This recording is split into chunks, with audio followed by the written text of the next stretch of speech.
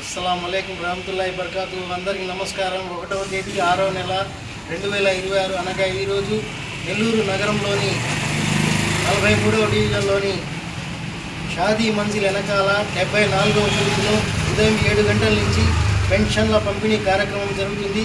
ఈ కార్యక్రమంలో 74వ కో booth convener Amina గారు, సచివాలయ సిబ్బంది పాల్గొనడం జరిగింది.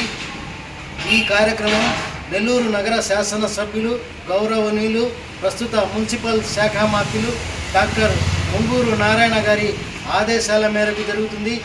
దేశంలో 29 రాష్ట్రాలు, 8 కేంద్ర పాలిత ప్రాంతాలుంటే ఏ రాష్ట్రంలో కూడా ఇవ్వనటువంటి పెన్షన్లు ఇచ్చిన ఘనత గౌరవ ముఖ్యమంత్రి చంద్రబాబు నాయుడికి దక్కుతుంది.